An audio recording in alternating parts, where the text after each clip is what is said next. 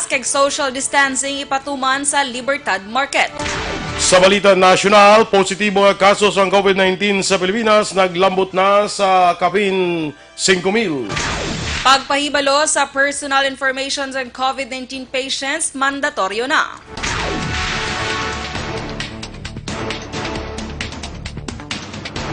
Maayong aga Bacolod, maayong aga Bilugabahin sa Western Visayas. Karon nga adlaw Lunes, Abril 13, 2020. Ang inyong news team, Aksyon, Dorel, Cabatu. kag Aksyon Duran, ang mga balita lokal pagkatapos lamang sini.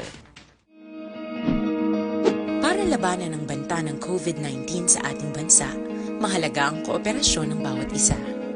Ang pananatili sa loob ng bahay ay isa sa pinakasimple pero pinaka-epektibong paraan para hindi kumalat ang virus. Kunwari, ikaw ang tuldok na ito. Malusog ka at malakas. Lumabas ka ng bahay. Ang hindi mo alam, may nakasalamuha ka ng may COVID-19. Tandaan, mahirap malaman kung sino ang may virus, pero madali itong maipasa sa iba. Pwedeng naipasa na pala niya ang virus sa iyo nung umubo siya o bumahin. O baka naman ay nahawa na dahil humawa kayo sa parehong bagay na kontaminado. Ngayon ay mayroon ka na ring COVID-19. Isa ka ng carrier na makakahawa sa iba. Dahil maaaring ilang araw pa bago lumitaw ang sintomas na ubo, sipon, hirap sa paghinga at lagnat. Pwede ring wala kang nararamdamang sintomas, ngunit nakakahawa ka pa rin. Pag-uwi mo sa bahay, maaari mong mahawahan ang iyong pamilya. Kasama na rito ang lolo at lola mo o ang mga magulang mo na may edad. Sila ang may pinakamahina na depensa laban sa virus. Ang mga may sakit sa puso, diabetes, high blood, at iba pang pre-existing conditions at mga buntis, mahina ang panlaban sa COVID-19. Kapag na-infect ang taong mahina ang immune system, posibleng magkaroon siya ng malalang karamdaman at kailanganing dalhin sa ospital. Sa patuloy na paglabas ng bahay at pagpunta sa pampublikong lugar, tinatayang maaari kang makahawa ng 3 pang tao at sila makakahawa ng mas marami pang iba. 20% ng mga nahawa ay maaaring maospital at dadami ng dadami ito habang mas kumakalat pa ang virus. Bukod sa dumaraming COVID-19 patients, marami pang ibang may sakit ang nasa mga pagamutan. Ang mga pasyenteng malubhang-malubha na ang karamdaman, hindi na maaasikaso. Wala ring lugar para sa mga pasyenteng may ibang karamdaman. Kaya nating iwasan ang patuloy na pagkalat ng COVID-19 kung iisipin natin ang kapakanan ng iba. Kailangan nating isipin at kumilos na parang bitbit na natin ang virus para hindi ito kumalat pa sa iba. Sundin ang social distancing. At hanggat maaari, manatili sa loob ng bahay. Kung talagang kinakailangang lumabas, panatilihin ang 1 metrong layo sa ibang tao. Maging malinis din sa katawan at sa kapaligiran. Parating maghugas ng kamay gamit ang sabon at tubig. At ito sa Balitang Bayan, Numero 1.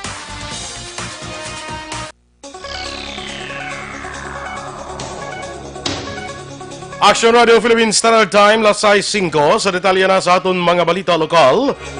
Naka-record sa ang panibago nga kaso sa COVID-19 sa Western Visayas. Sa record sa DOH Region 6, isa ka 44 anyos nga lalaki nagikan sa La Paz, Iloilo City. Ang panibago nga kaso sa Western Visayas, kagyara karon nahamtang sa quarantine facility. Naibaluan ang probinsya sa Iloilo ang nagapanguna sa records nga mayara sang 15 ka COVID-19 positive.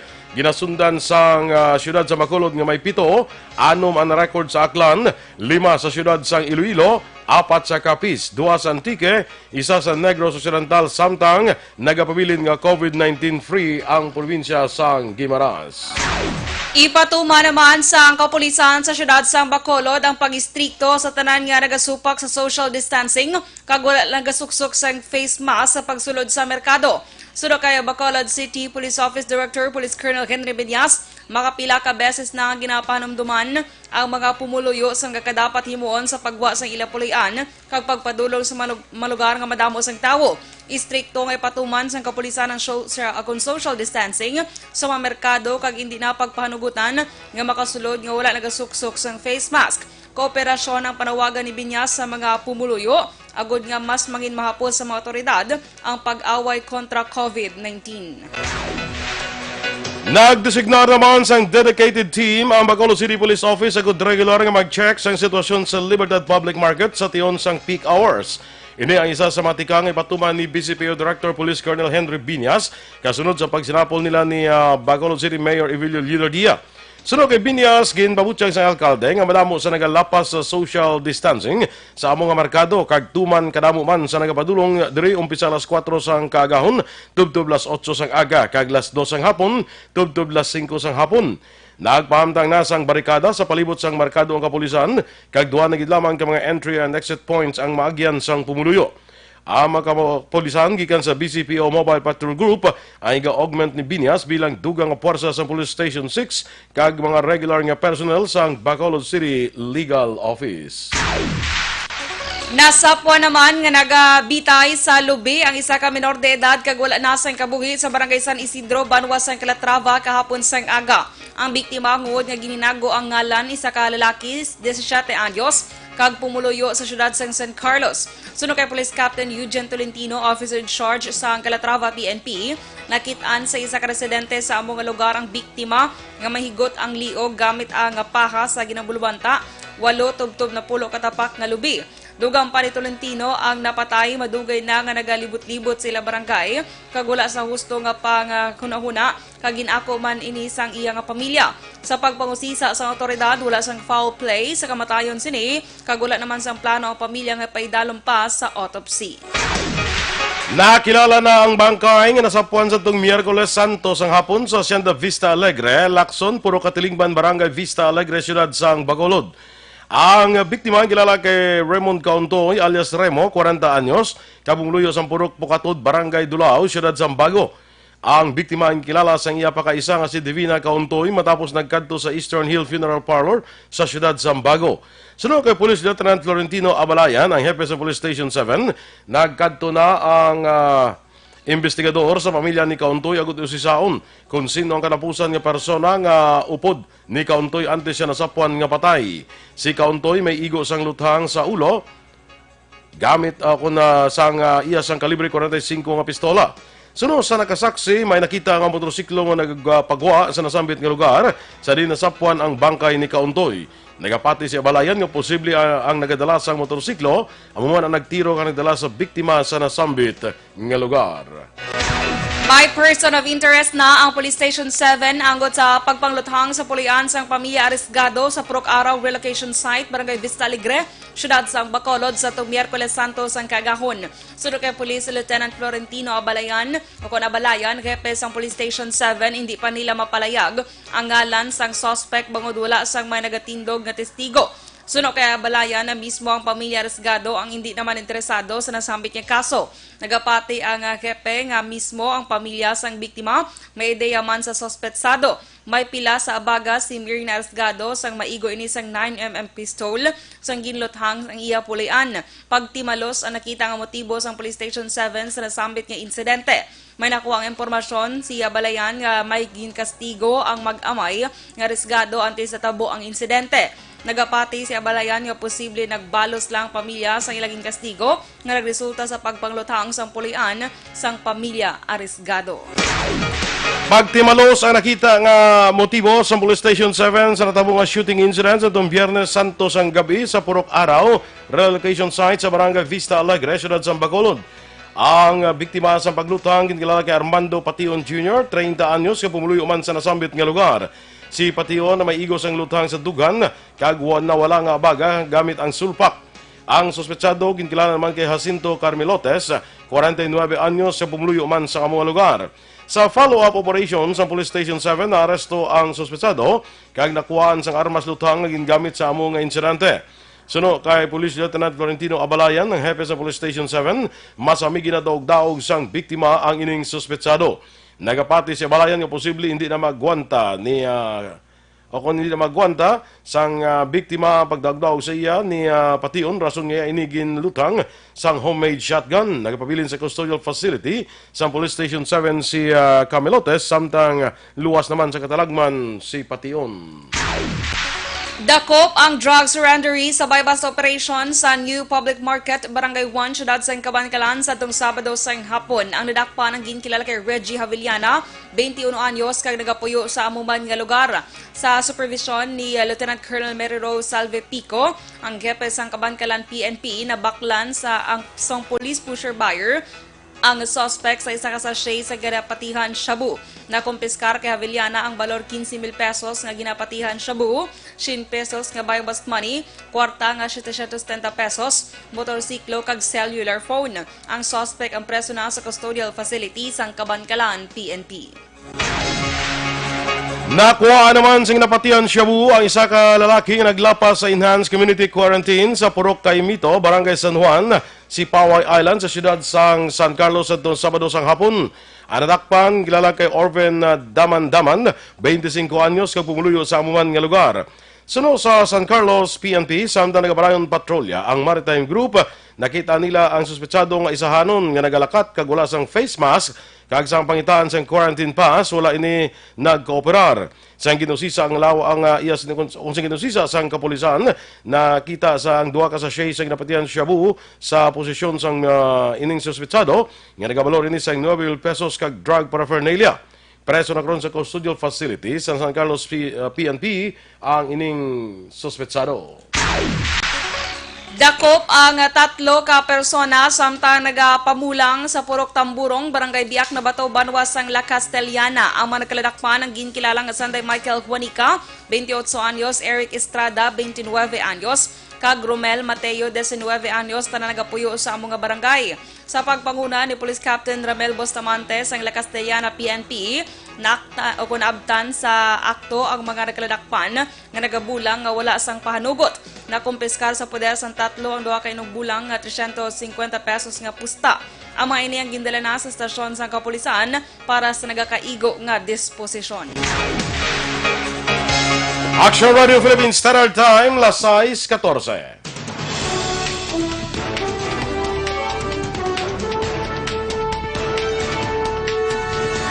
Positibo ang kaso sa COVID-19 sa Pilipinas, naglambot na sa kapin 5,000. Samtang pagpahibalo sa personal information sa COVID-19 patients, ginhimo na nga mandatory. Ang mga balita nasyonal sa pagbalik sa Aksyon, Balitang Bayan, Numero 1. Para labanan ang banta ng COVID-19 sa ating bansa, mahalaga ang kooperasyon ng bawat isa. Ang pananatili sa loob ng bahay ay isa sa pinakasimple pero pinaka-epektibong paraan para hindi kumalat ang virus. Kunwari, ikaw ang tuldok na ito. Malusog ka at malakas. Lumabas ka ng bahay.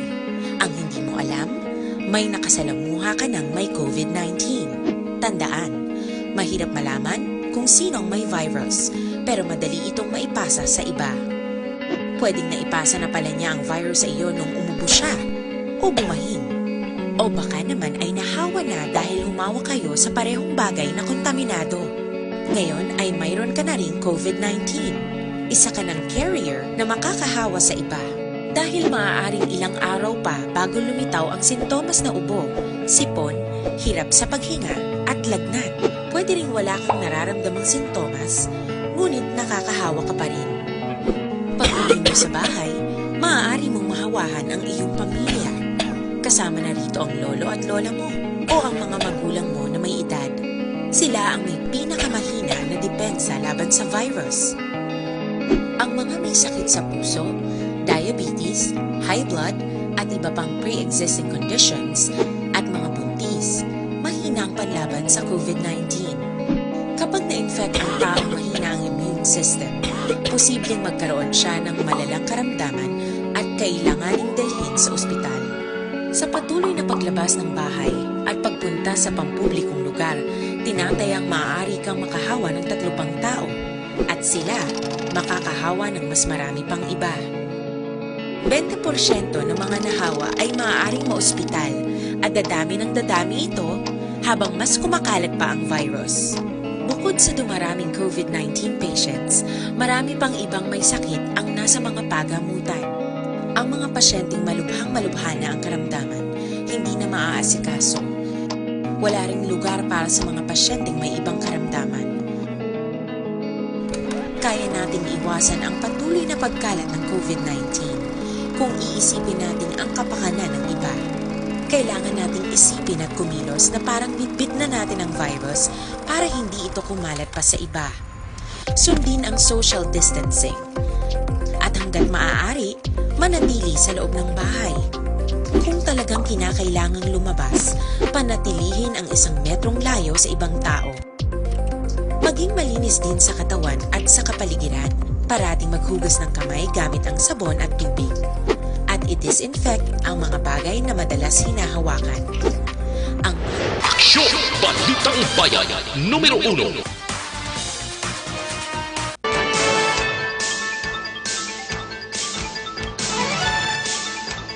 Aksyon Radio Philippine Standard Time, 18 minutos na nagaligad sa tak ng alas 6. Detalye na sa atong nagapanguna ng mga balita nasyonal.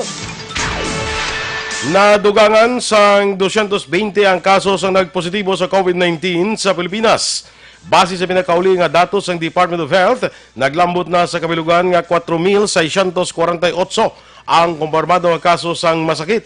Sunod kay DOH Undersecretary Maria Rosario Vergere, 40 na record nga naka-recover, kaysa karon may kabilugan nga 197 na ang naka-recover. Duman ni Vergere, ang recoveries binbase ini sa mga pasyente nga naka-confine sa ospital, kag wala malakip diri ang mga positive mild kag asymptomatic nga naka-recover paagi sa self-isolation.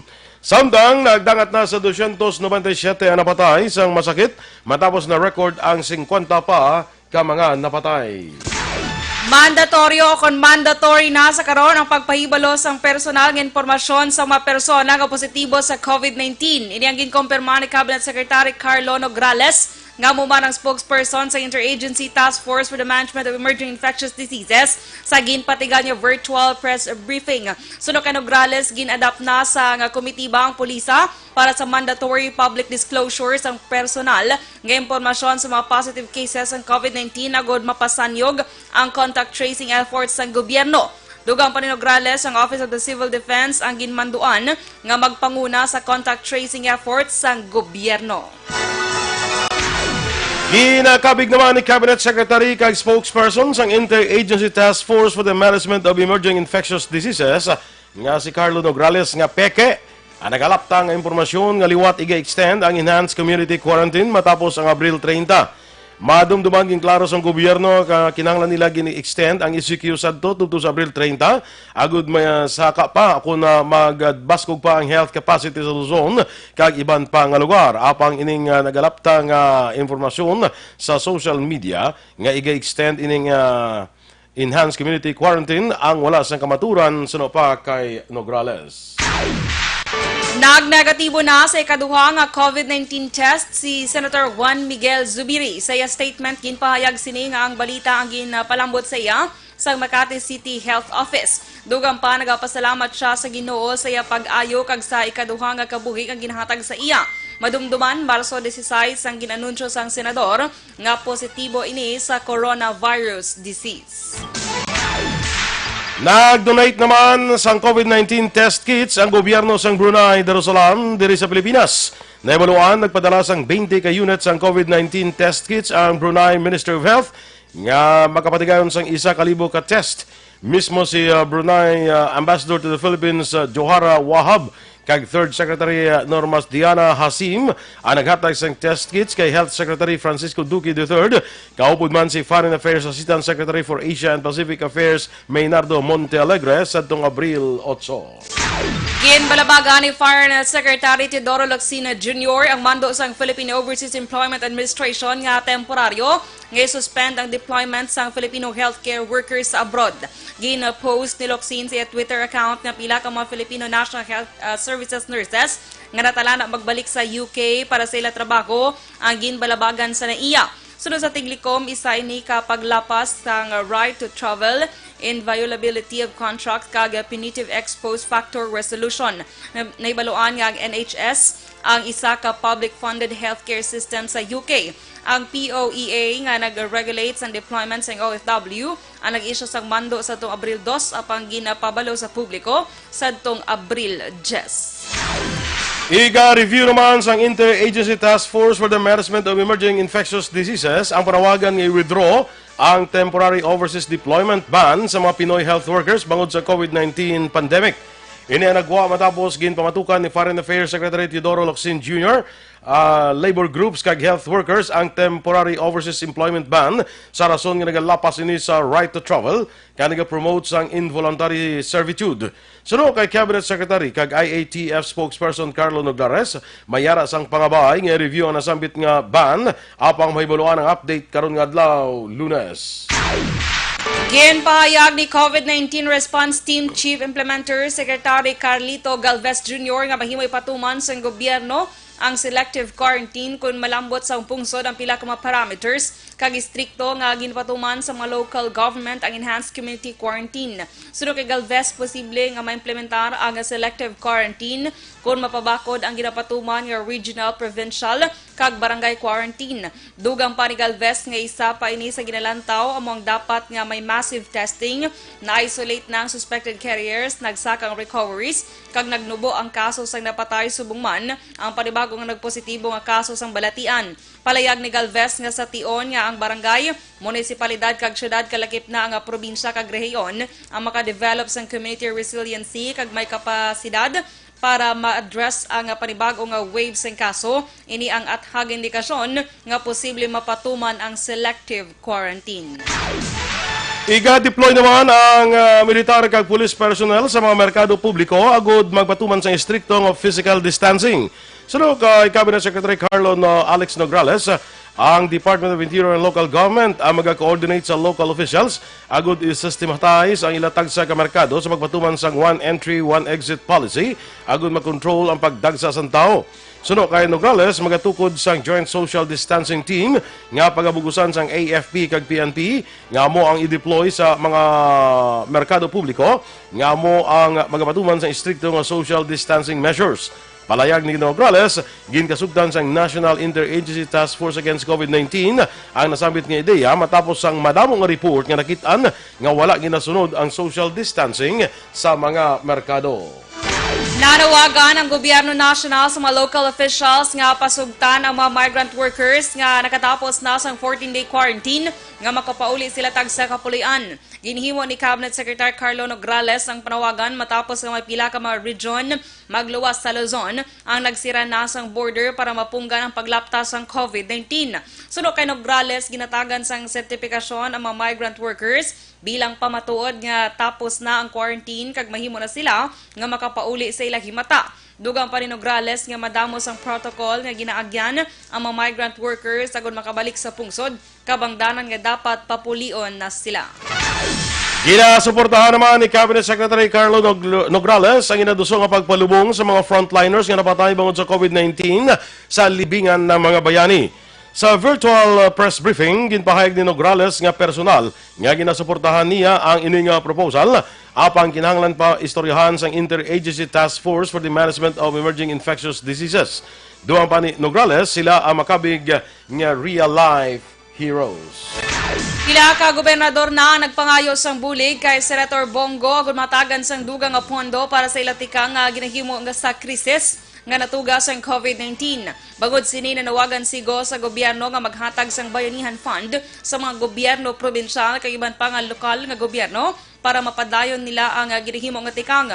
Sa suwestyon ni Go, mahimo nga tunga sa nga bulanan nga internal revenue allotment sa gobyerno ang ihatag sa ilang bulig. Dugang pa ni Go nga importante nga may kwarta ang probinsya sa pagpreparar nila sa ila provincial hospital sa pag-address sa mga kaso ng COVID-19. Sunod pa kay Go, importante man nga may magamit ang mga local health unit para sa pagtapna sa COVID-19. Aksyon Radio Philippines Standard Time, las 6:26.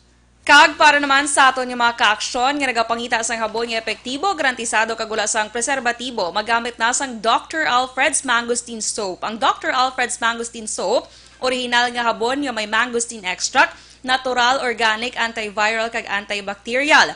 Para sa mas epektibo nga paggamit sini, ipabilin tubtob 3 ka minuto sa imong lawas samtang padayon ang pagkuskus, safe bangod wala ini sang chemical component. Magluwas diri, ang Dr. Alfred's Mangosteen Soap ang pwede man niya gamiton bilang feminine wash, shampoo sa stubborn dandruff o kon kaspa, anti-pimple soap kag anti-skin allergy. So sa aton mga ka-aksyon, magamit na sang Dr. Alfred's Mangosteen Soap ang habon nga original.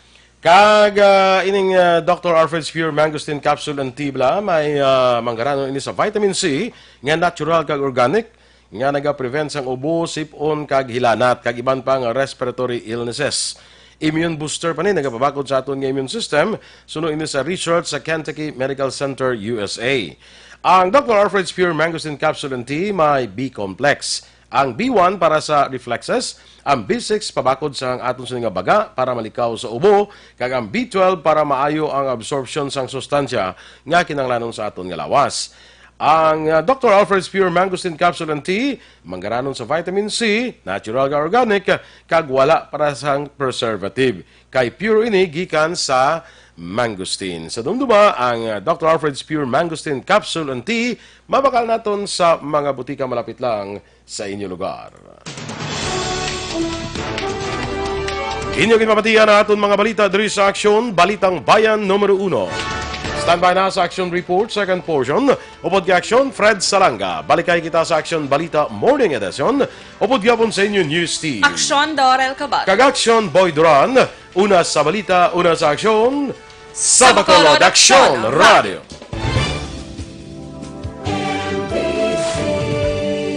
Manila Broadcasting Company.